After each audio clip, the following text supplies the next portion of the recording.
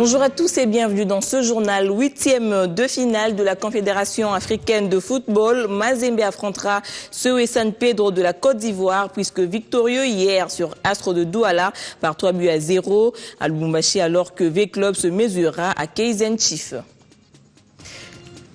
L'Université panafricaine du Congo a placé le week-end la célébration de la Journée internationale de la femme sous le signe d'un débat autour du thème « Quel rôle doit jouer la femme dans la société congolaise ?» Le rajeunissement des forces armées de la République démocratique du Congo est en marche. Pour preuve, il y a eu samedi prise d'armes de plus de 4000 nouvelles recrues près de Likasi au Katanga.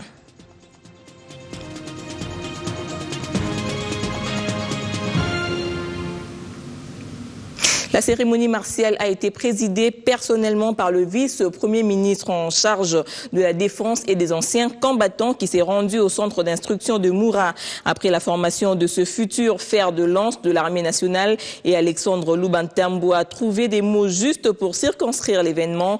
Une exhortation formulée en ces termes, je cite, « L'espoir de l'armée de demain que la RDC est en train de vouloir recréer et le remplacement de leurs aînés qui seront appelés à aller en retraite ». Fin de citation. Sur place, ici à Kinshasa, c'est la ministre du Genre, Famille et Enfants qui était au devant de la scène le même samedi à l'occasion de la commémoration de la Journée internationale de la femme. Le thème de l'actuelle édition est libellé en ces termes « Ensemble contre la guerre et les violences faites aux femmes et aux jeunes filles en consolidant la paix et la justice pour le développement de la RDC ». Mesdames et messieurs, chers compatriotes, le 8 mars de chaque année, la communauté célèbre la Journée internationale de la femme. Le thème international retenu pour l'année 2014 est « Les défis et réalisations dans la mise en œuvre des objectifs du millénaire pour le développement en faveur des femmes et des filles ». Le thème national est « Ensemble contre la guerre et les violences faites aux femmes et aux filles » en consolidant la paix et la justice pour le développement de la République démocratique du Congo.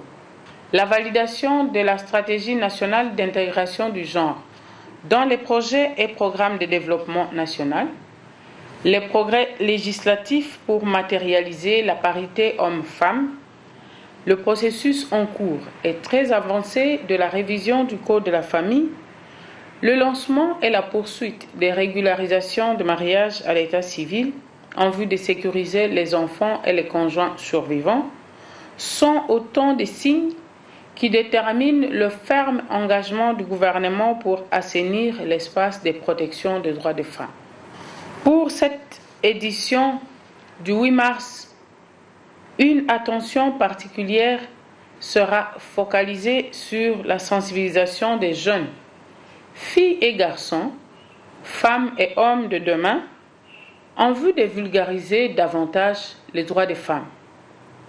Si hier, la femme était confrontée à la guerre et à la destruction du tissu économique du pays, aujourd'hui il est appelé à se relever et à contribuer efficacement au développement de son pays. Ensemble, acteurs publics, société civile et partenaires au développement, conjuguons nos efforts dans la mise en œuvre des différents programmes qui participent à la promotion des droits des femmes. Que vive la Journée internationale de la femme, que vive la République démocratique du Congo. Je vous remercie. Au-delà du message à la nation, Geneviève Inagossi et son collègue Maker Mwangou se sont retrouvés au milieu des collèges, d'écoliers et élèves au stade de Vélodrome de Kintambo que cette fête a vécu. Revivons l'ambiance. Autre année, autre célébration. Construire la relève, c'est d'abord responsabiliser les cibles. Voilà la justification de la présence des élèves, filles et garçons à la fête du 8 mars qui marque aussi le lancement des activités du mois de la femme en République démocratique du Congo. Conscient que la promotion du droit de la femme est transversale, le ministre de l'Éducation primaire, secondaire et professionnelle s'était joint à celle du genre, de la famille et de l'enfant, à côté d'eux, les différentes personnalités et les partenaires dont l'ONU Femmes. Dans son mot de sensibilisation, Maker Mwangou, ministre de l'IPSP, a rappelé aux jeunes filles leurs droits en tant que partenaires de l'homme. La femme et son compagnon homme doivent tous les deux se battre pour l'égalité des chances, l'écartement des stéréotypes et clichés et en défaveur de la femme. La femme ne doit pas être stigmatisée, ni se stigmatiser elle-même. Ces rôles des ministères en charge de la formation et de l'éducation doivent l'assumer maintenant et demain plus qu'hier. L'occasion pour la représentante personnelle de la première dame de la RDC, Madame la ministre Geneviève Inagossi, d'appeler les cibles à s'appliquer en se tenant ensemble, garçons et filles pour bâtir le Congo, femmes et hommes pour bâtir le monde. Si ces viols ont été utilisés comme armes de guerre par les belligérants, aujourd'hui ce fléau a également pris de l'ampleur dans tous les milieux de vie. Que la femme, la fille, soit de mieux en mieux protégée et puisse participer au développement de la nation. L'éducation est une protection contre les différentes violences faites à la femme. Elle garantit un avenir meilleur. Pour ce faire, la RDC a besoin des partenaires. L'ONU Femmes réitère son accompagnement par sa représentante en RDC. On soutient le gouvernement. On accompagne la ministre et le ministère du genre dans leurs actions, dans la désignation des politiques et des stratégies. Mais aussi sur le terrain, nous sommes présents. Nous avons un bureau régional basé à l'est du Congo, à Bukavu, qui fait des actions d'appui holistique aux victimes de violences sexuelles, de participation politique et de genre. Vous avez entendu le ministre et le gouverneur de cette qui ont dit que c'est un ministre genré. Ça, c'est ONU Femmes. Parce que c'est nous qui avons sensibilisé le Parlement, c'est nous qui avons sensibilisé les ministres.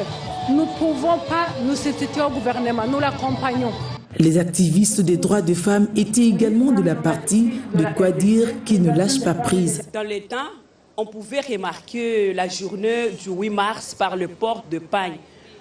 Donc, tout le monde savait que non, au Congo, si on parle du 8 mars, c'est la journée que toutes les femmes doivent porter le pagne. Donc, les choses s'arrêtaient sur le port de pagne. Les gens pouvaient fêter, boire. Ce n'est pas ça. Les choses ont changé avec son Excellence, Maman Geneviève, la ministre de Genre et Famille. Elle a changé. Elle veut conscientiser la femme. Les progrès pour l'égalité de sexe sont considérables en République démocratique du Congo, mais beaucoup reste encore à faire. Parmi les pesanteurs figure la concrétisation de la participation active de la femme, le Code de la famille a révisé la loi sur la parité et la réforme de la justice et de la sécurité. Les futurs cadres de demain se sont exprimés eux aussi et circonscrit l'entendement qu'ils ont de la commémoration de cette journée. En substance, la jeunesse congolaise a foi en l'avenir et promet de relever le défi. Une aide de ressourcement pour affûter de nouvelles armes, car notre émancipation ne nous sera pas donnée sur un plateau d'or. Nous devons l'arracher.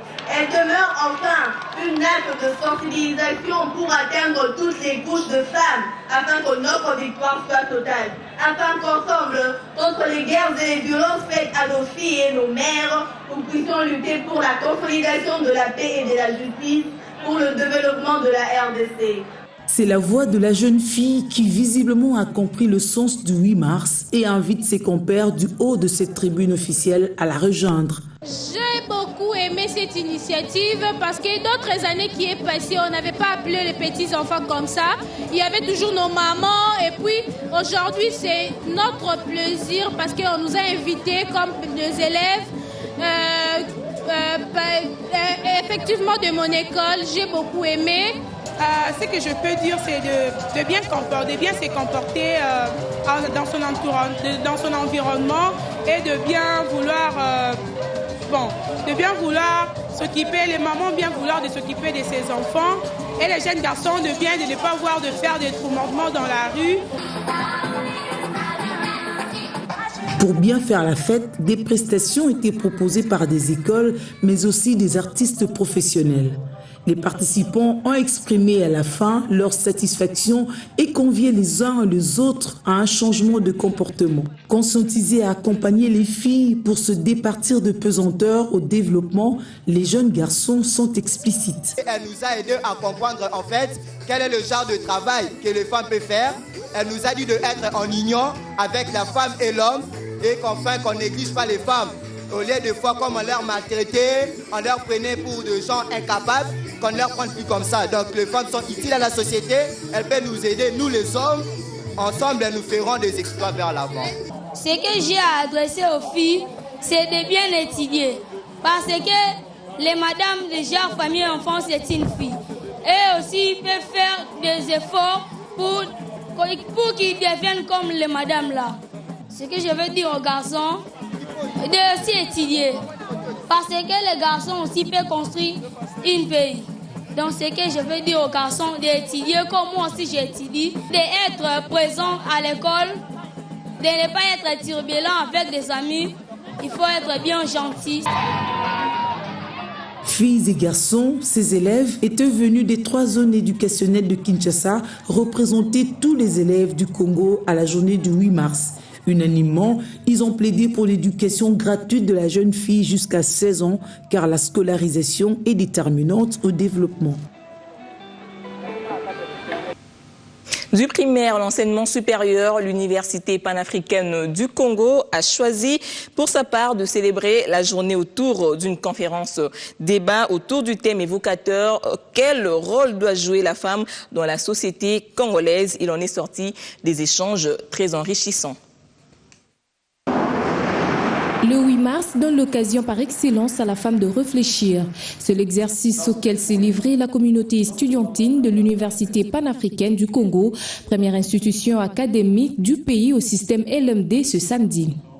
Thème choisi, le rôle de la femme dans la société congolaise. Je suis tout à fait satisfait. Je pense que le but a été atteint, mais seulement j'aimerais que nous continuions jour après jour, à chaque fois, chaque année, que nous célébrions cette journée en réfléchissant. Et non simplement en festoyant. Qui aime bien, châtie bien, dit-on. L'occasion était propice de relever quelques failles chez la femme pour lesquelles les participantes ont suggéré des corrections. En cherchant à revendiquer ses droits, en cherchant à être égal à l'homme. Mais on ne parle pas d'une égalité parfaite, bien sûr, parce que l'homme est supérieur à la femme, selon la Bible, et elle cherche à être égale par rapport aux avantages. Dans une société, nous voyons la femme en train d'assumer des responsabilités. Elle a des valeurs. C'est une journée qui permet à la femme de dire tous ses problèmes en face de l'État et de son public. Pour l'UPAC, elle ne ménagera aucun effort pour la révalorisation de la femme congolaise et l'égalité de sexe en vue des développements de la RDC.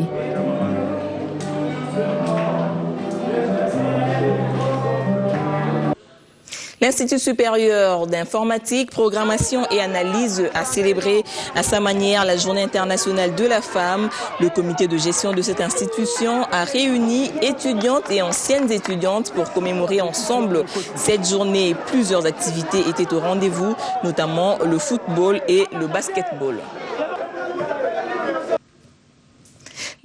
S'ouvre et des confrères ont regagné des rédactions à travers les lignes. Croisade contre la CENI, le modérateur s'attend à un échec prévisible. Depuis quelques semaines, l'abbé Apollinaire Malou, président de la Commission électorale nationale indépendante, est l'objet de vives critiques acerbes et virulentes émanant d'une frange de l'opposition politique et de la société civile.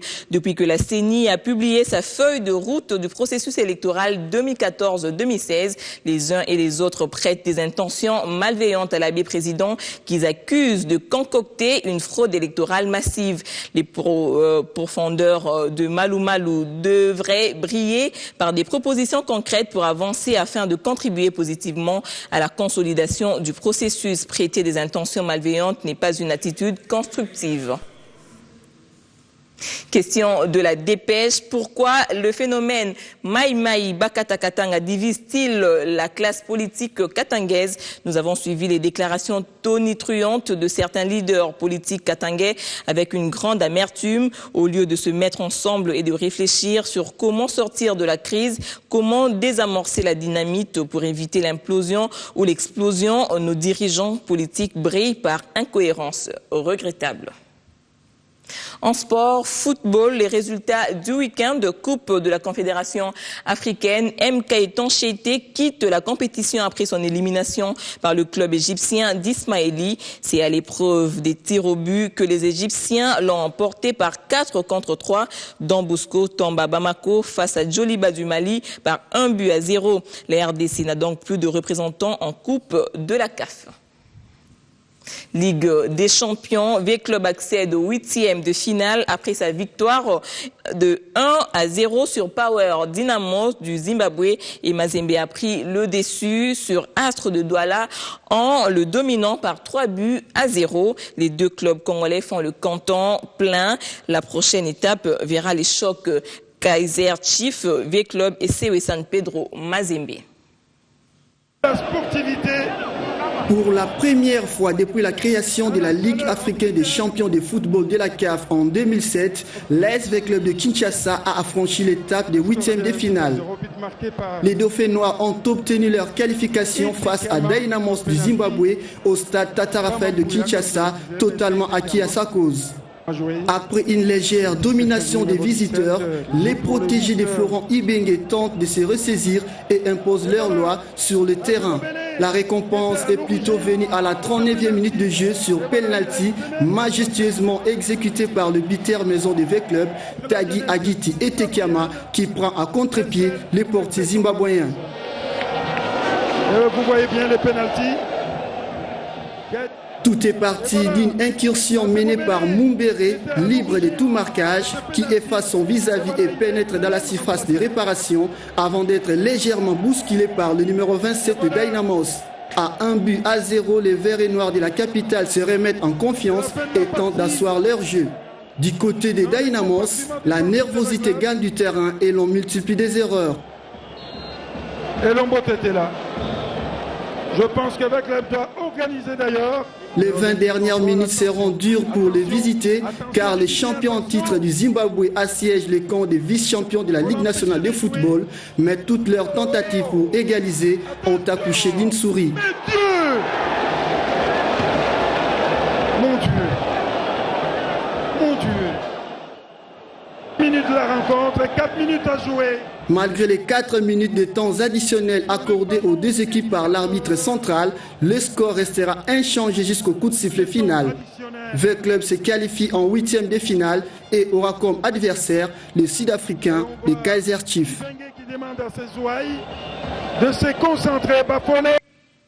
C'est sur cette note de sport que nous mettons un terme à cette édition du journal. Merci de rester branchés sur Bio1 Télévision.